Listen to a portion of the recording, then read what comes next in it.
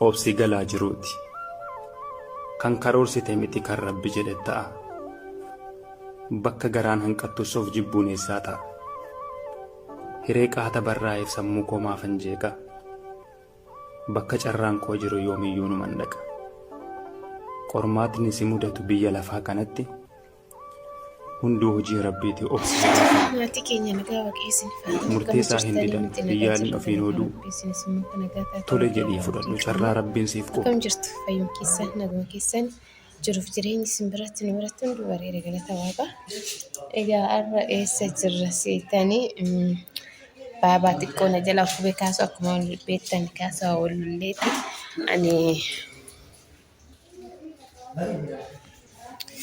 Ani maatii bira jira jechuudha. Amma baabaa kiyyaa keessamoon achitti gate isiniin jedhee mitiira.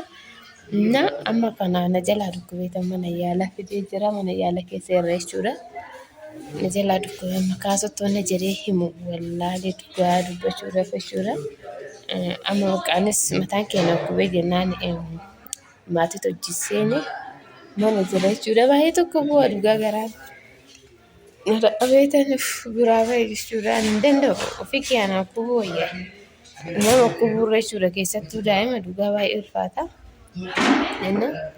Kanaaf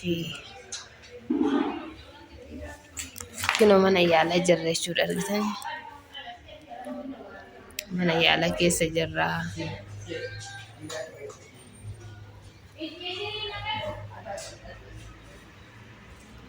Innaa baay'ee tokko ulfaata dhugaa dubbachuudhaaf baabaan achitti jechuudha hin taaneef qilleensi hin taanee fi dhibeenis maal akka ta'e hin beekne ganaa bara jechuudha. Maal akka ta'e ganaan bara. Kanaaf bakka kaasutti hin bilbilee ittiin himne narratti bilbila garaatu beekee na fakkaate garaan alaa haadha beeka malee abbaan beekai.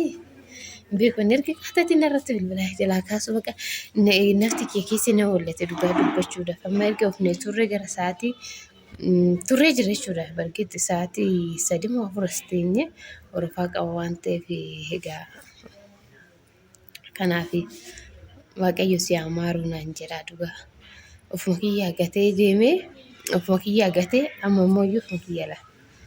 Maaliif mucaan keenya mana nu biraa si ba'ee hin beekuu deebisee ammoo qilleensa sin beekuun qorrachitti waan ta'eef ani qorra ta'ee wanta biraa ta'e hin beeku jechuudha. Innaa kanaaf amma kaasutti maal jedhee akka himu maal akka itti himu bichaatu na dhibe dhugaa dubbachuudha. Ani xiqqoo amma namni jechuun bakka mataan kee baay'ee tokko nakkoo jennaan baay'ee naan jedhan doktorri baay'ee jedhan naari'e.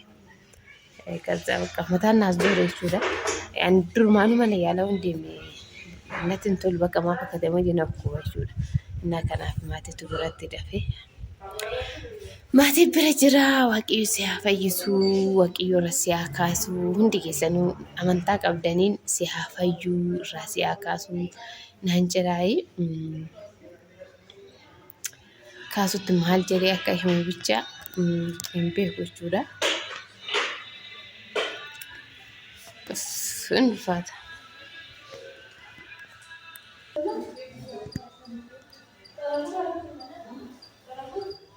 Innaa gibbii keessa jechuudha kuni gibbii mana yaalaatti jechuudha. Innaa obboleewwan kiyya amma kinu doktorri naari'eetanii mataan naa qubnaan doktorri naari'e amma rufatti gabbaa'eetanii gibbii keessa taa'e jechuudha. Aduun baay'ee tokko nama gubdii baay'ee nama gubdii jechuudha.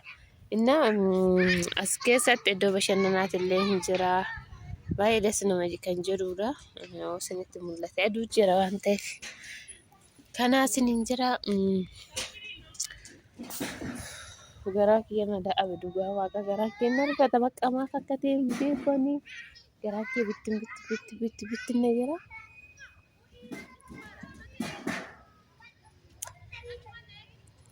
Innaa akkasii isiniin jira kun wanni yaalaa argitanii.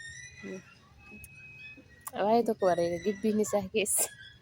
Ani waa'ee mucaa kiyyaa isa waa'ee bareedina isaa tan haasaa jira. Dhuguma dubbachuudhaaf baay'ee tokko bareeda jechuudha. Galgala fa'aa bakka lay baay'ee bareeda. bakki teenyeetti jiru kunis iddoo bishaanii ta'an akkasii